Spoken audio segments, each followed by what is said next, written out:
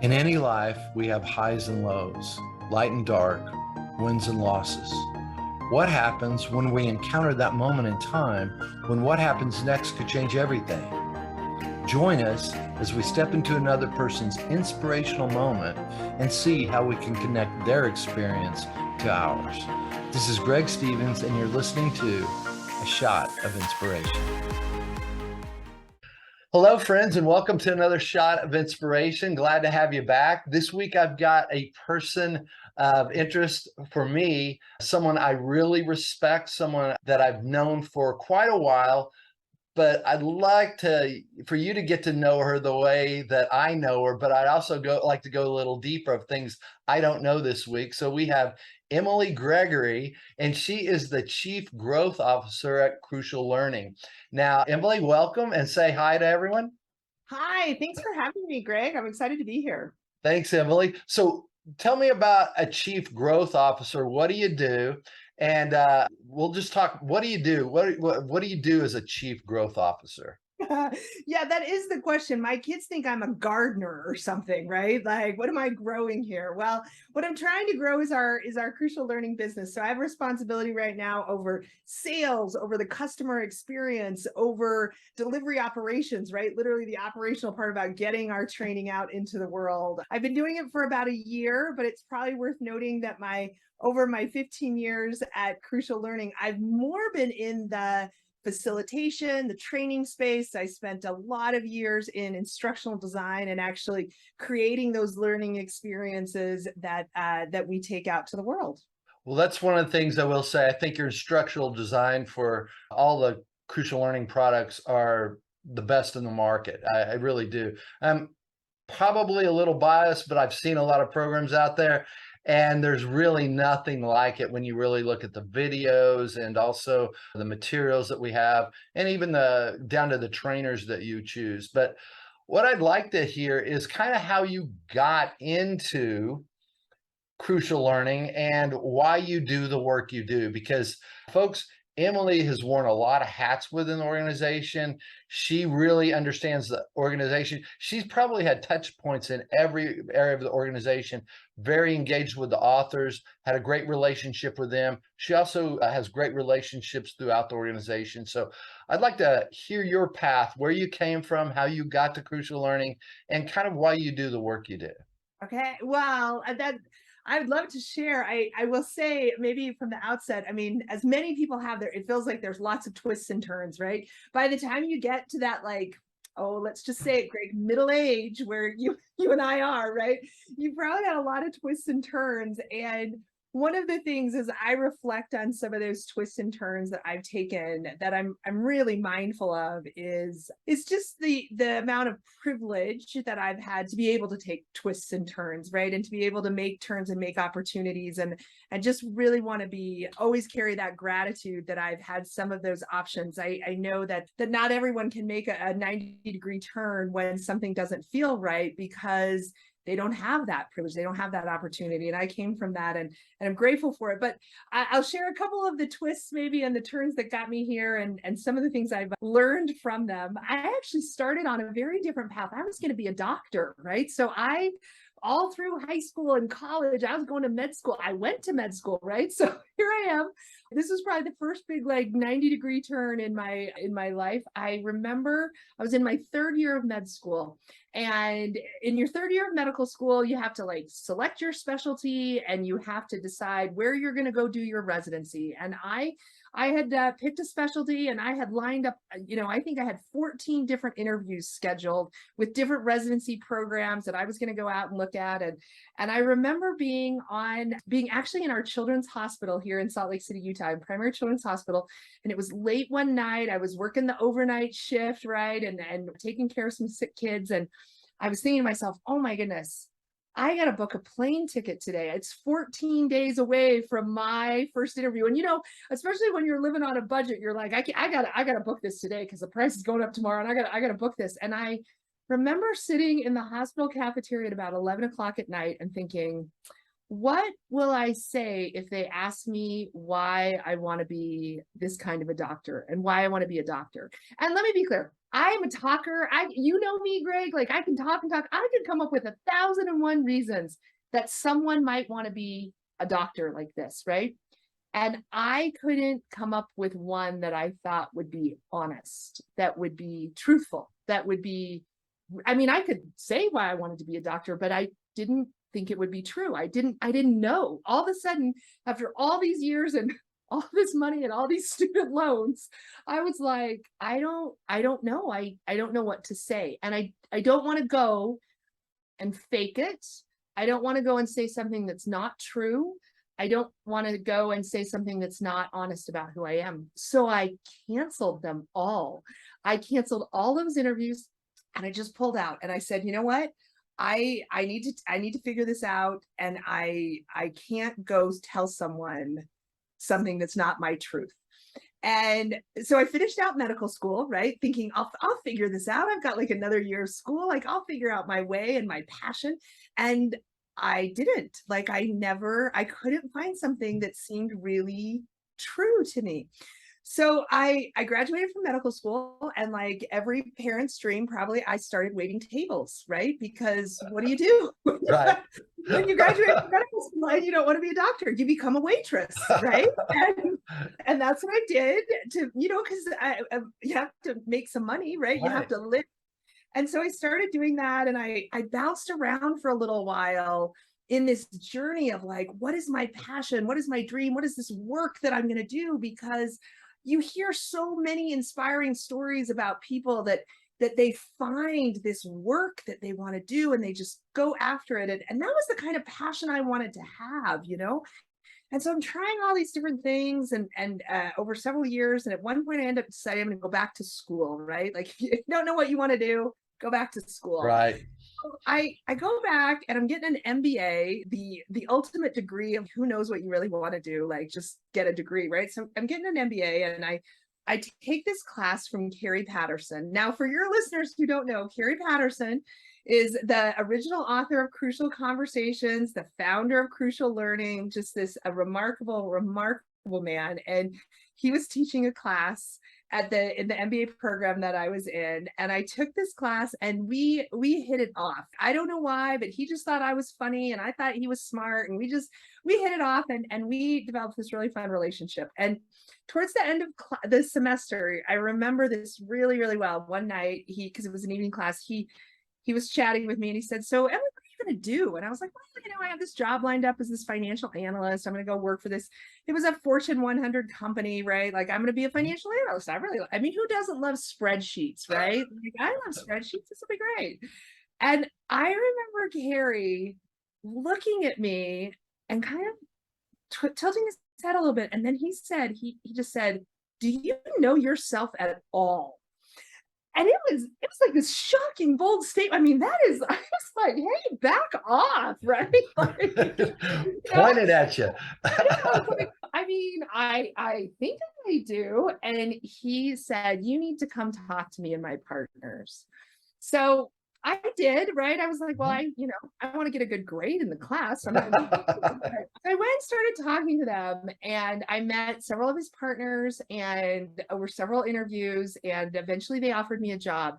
And I had no idea what the job was. I didn't understand what training was or facilitation or instructional. I didn't even know this was a world that existed. And I certainly would not have been my passion or my dream. Like but I remember really clearly looking at it and thinking, wow, these people I've just met, like they're really smart. I mean, they were really smart, and super funny. But even aside from that, what just came out in every interaction I'd had with Carrie and his partners was these people are good. They are just bedrock, rock solid good. And they are passionate about doing good in the world. Yeah. And I have no idea what they're doing, but I think I'd like to be with them, right? Like, I think I'd like to work with them. And so great. That was like 16 years ago. I am still here. And what I learned from that is that, so people always ask me, like, how did you come to this work? And I'm like, it's not actually the work. I love the work that we do, and I can go on and on about the work. Right. But for me, it wasn't about finding the work, it was about finding the people. It was about finding the relationships. That's what has kept me going. That's what provides that drive. If Carrie Patterson and his partners had been building widgets, I would be building widgets. I just Right. it was a huge shift for me to be like, I think I'd looked so hard for what work I wanted to do Mhm. and missed that for me, that's actually not what it was about. Well, I'm glad that that called to you and they are who they are because you're exactly right. I don't typically like to go to national meetings or things like that. And we have reach every year. And typically at first I didn't want to go, but now I love it because the relationships are so strong. Like you said, there's some of the best people on the planet. When you go to reach, just the networking with the level of people and the conversation you have is way above anything I've ever experienced. And I'm glad that the relationships pulled you. Mine was a bit different. It allowed me, for me, I had taken classes and people saying you need to have these conversations, you need to have these. And I understood, but no one ever taught me how. Mhm. And that's why when I took the class back in 2001, back then it was called Path to Dialogue. Then they changed it to Dialogue Smarts. Then they wrote the book Crucial Conversations, and all the branding, everything changed. It exploded after that. But I remember early on, it made such a huge difference for me.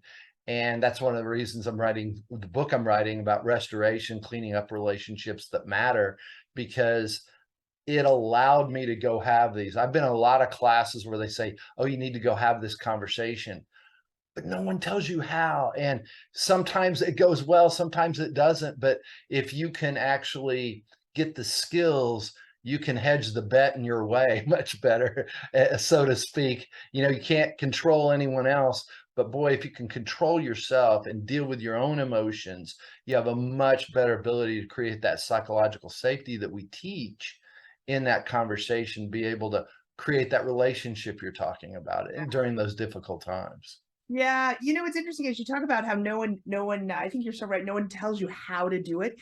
I think there's actually a little bit more. It's not just that no one tells us the right way, but we are exposed to legions of the wrong way, right? And I'll give you an example. This is a research study is a little dated now. It's probably from about 15 years ago, but I think it's probably more true, although expanded. But so about 15 years ago, I read this study about where people actually do learn how to communicate interpersonally. And not surprisingly, like the top one was from your parents, right? Now, Right. my parents are divorced. That was not a great, like they were the typical, like, let's be conflict avoidant. Let's not talk about anything. Let's just let it fester and simmer and corrode us from the inside out, but we're not going to say it, right? So Right. I grew up in a home of silence in that way, right? So that's the number one way. Then it's at school, like with your friends and the playground and the bullying. I mean, that is not a great place to Right. learn how to, resolve conflict. And the third one, and again, this is 15 years ago, television, right? From television. My guess is it's true, but expanded media and Yeah. social media. But you think about, I just remember reading that and thinking, when you watch a movie or a television show or something on YouTube that's meant to keep your interest, it is about either conflict and drama and threatening or humor and teasing and funny. There's no drama in let's have a really tough conversation and work our way through it and come out better on the other side. Like that's not TV, right? Yeah. And, Well, and so and I go, of course no one knows how to do yeah. this. Well, every 4 years we have a presidential debate. I thought, why don't we have a presidential dialogue about how we're going to work together? Because what happens in debate, you just talk about how the other person's wrong. Nothing happens. Things can only happen in dialogue when you get to see the information and agree and move forward. But that would be boring. It wouldn't sell tickets. Yeah. You know what? You're so right. It would be boring, and it would be because it's hard, right? And Yeah. it's hard. I think right? When we have those conversations, they are hard to work through, and they can be slow, and kind of painful. And I don't think that's what people want to watch at 7 o'clock on a Tuesday night, right? I agree. I agree. You Well, know, our not to go out on capitalism here, but right. right, like our industry says, no, we want to keep your attention in a way that provides you escape and enjoyment or entertainment or fuel something, not do that hard work of what really at its core, and this I think then comes back to how I ended up in this work, right? Is the core of what drives me is relationships. It's people, it's connection, and it can be really hard Yeah. work. And to back that up, Emily, that's the biggest thing. Most people don't want to do that work. But the reason I think they don't want to do it, they don't understand the payoff at the end. Because most people, if they really understood the payoff, they would say, I want to do that. It's like a pro athlete or a Olympian. There's a lot of work there, but ask them at the end, is it worth it? Now, when you break that down to relationships, are your relationships worth that?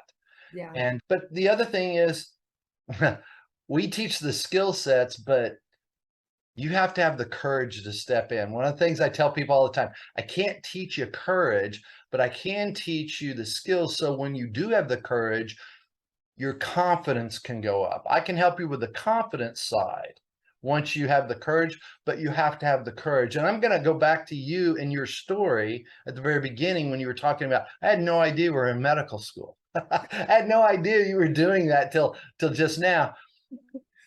And all I could say is that confirmed that you had the courage to do something different in that moment when most people would go with what was presented or what that path was on. Tell me more about why you really decided, or where that came from, or what happened in that moment, because it's hard to go against the grain. Yeah. Give me a little more of your experience when you did step away from medicine. So it's you know, it's interesting when you were asking me that, I was thinking about one specific moment that probably more than any other, and it's comical, and again, it comes from such a place of privilege that I want to be careful with it, but that was really hard for me, but and it was actually medical school graduation. So I had planned not to attend. I mean, I liked my colleagues, my friends, my classmates, but I'd actually by then moved a couple thousand miles away, right? I was doing a new adventure and starting, you know, waiting tables and doing some other things. And my mother was like, I really want to go to your medical school graduation. And I was like, but I'm not going to be there. And she was like, please come home for it. So I said, fine, I'll do this for you, right? So I go to med school graduation, and the graduation was fine and it was great. And I saw these people, and then afterwards you're mingling. When you're in your mid-20s, as it turns out, medical school graduation is actually all about your parents. And so I was there, and so everybody else's parents were there too. And I think I probably, I mean, there were let's figure there's 120 people that I graduated with. I probably spoke to 60, conservatively, sets of parents, all of whom said, what are you planning to do? You know, because that's the question, like, what residency are you going into?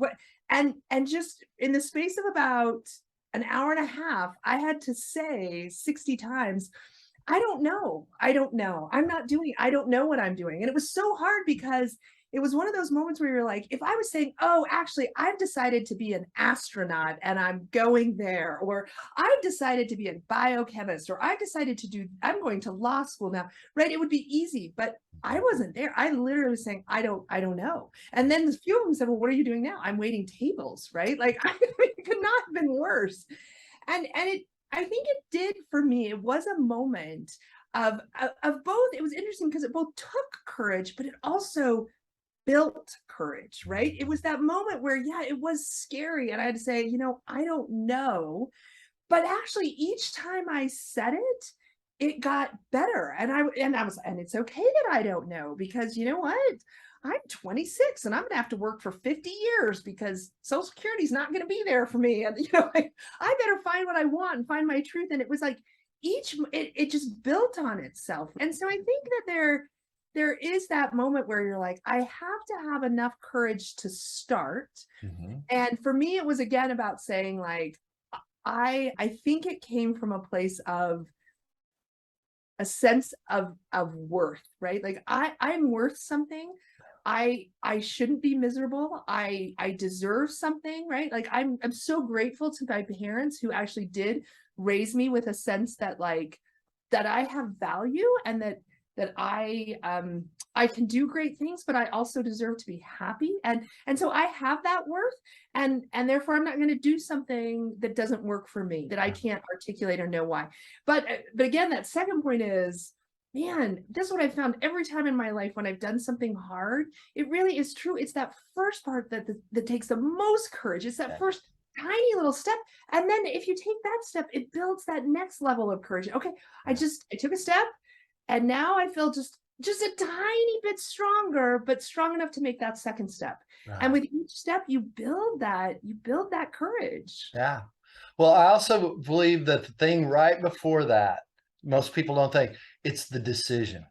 Yeah. When you make that decision, everything starts to fall into place. I remember when I was looking at colleges, my parents were showing me one college, and I really wanted to go to Baylor, and I was going to put myself through. And I was 17 years old. And my mom said, well, this school's a reality. Baylor's a dream. And she was trying to help me make a decision for the right decision. And she did, but it wasn't the way she thought, because in that moment, because I'd had my basketball career taken, all these other things, I thought, what's life if you can't live out some dreams? And in that moment, I thought, I'm going to Baylor, and I never had another question about it. Didn't mean it wasn't difficult. I didn't run into obstacles, but it was never a question, am I going to do this or not? So it was that defining moment. You made that decision, this isn't for me. And then you backed it up with your courage. So you know what's interesting about that is you talk about those decisions too, is I think sometimes we think of decisions as I will do this or this, right? Like one or two choices. And I think some of the most important decisions for me have been, I'm not gonna do this. I don't know what is right. I'm scared. It's this or the void. And I'm going to choose the void right now, because I'm going to trust that something opens up. I'm going to trust that I'm going to find that thing. I know this is wrong, and I can say goodbye to this thing, whether it's a career path, a job, a relationship. I can say goodbye to this thing because it's not right, even if I don't know yet what I'm turning toward. And I think that's been for me a powerful thing that, and again, let me be clear. I would say I have some young adult stepchildren, and I would say to all of them, like, never quit your job till you have the next one lined up, right? So I do give that advice. I admit I do give that advice, but I also think at some point you have to say, like, it's okay to say goodbye to something that's wrong for you, even if you haven't yet figured out that right thing, because sometimes it's that goodbye that creates that space that you need to figure out what that right thing is and what that next step is. And if you never say that goodbye, again, to that career path, that job, that college plan, that whatever it is, that relationship, until you say goodbye, you can't create the space to figure out what that next right thing is. I agree so much. And you're exactly right. I'm glad we're having this conversation, because I'm going to fast forward a bit. I've been working around you with Crucial Learning for several years, and I didn't know you as well as I wished I would have, but we're busy doing different things. And then at one of the Reach programs, you came out and you talked about you had gone through a divorce, which I didn't know about. And when you came out with that, I thought that was vulnerable. I thought it was courageous. I also connected with you immediately because you said something during that, and I've talked to other people about this, and I always give you credit for it. But you coined the phrase for me: crucial conversations didn't save my marriage, it did save my divorce. And I thought, because mine, same thing years ago, but you put it so succinctly, I knew we were kindred spirits in that space, because divorce is, you even talk about in one of our videos, it's something that most people don't want to talk about, especially in a business situation, but it's real life for many people, and the pain that goes with that. And also with your career, being a master trainer in Crucial Conversations, how people look at you. I'd like to ask you, why did you go there vulnerably? And Why did you go there, and what has it done for you as a result of being that open and that courageous to share that with people? Yeah. Well, I mean, talk about a good example of sometimes having to say goodbye to something that you know is not working, even when you don't know where that's going to take you. I think, for so many of us, that is that goodbye to that relationship that goes with divorce, and you think, where am I going? I think that yeah, so for me it was huge. I mean, I think for so many people, they first of all, many people experience divorce in a whole variety of different ways. And I don't want to necessarily, generalize too much, but for me, it was a huge failure. I saw it as a failure. It was a, first of all, failure in my family, right? Like I failed this relationship. Like this relationship was breaking apart, and I saw it that way. I saw it as failure. For me, spiritually, right, it felt like a failure. I have a deep connection to marriage from a spiritual sense. That felt like a failure. I was failing my church. And then professionally, right? I mean, I've been talking about how crucial conversations can improve your results in your relationships for 10 years, and I think it was that sense of personal professional failure that I had to work through, and that made me want to stand up on that stage and say, basically, this isn't, and for any of you else out there who felt that, it's not, right? You haven't failed, and we're all just learning, and it's okay, and we can get through this, and we can grow. And so that's why it was important for me to just, kind of address it head on, because I didn't want to have any sense of hypocrisy, of like, oh, I say one thing, but this is what really it is. And I had to resolve that. And then once I did resolve it, I wanted to share it, and to make that space for you, for others who say, oh yeah, I too have been on this journey in which I have this powerful belief that connecting with human beings through candid, real, authentic conversation is the path forward, right? Like that's what I would say about crucial conversations. Like I just really believe that pretty much the path forward to all of our problems, right? Political, social, climate, like everything. I believe in the human spirit, and I believe that when we can connect with one another and create that space of honesty, that is the path forward for everything.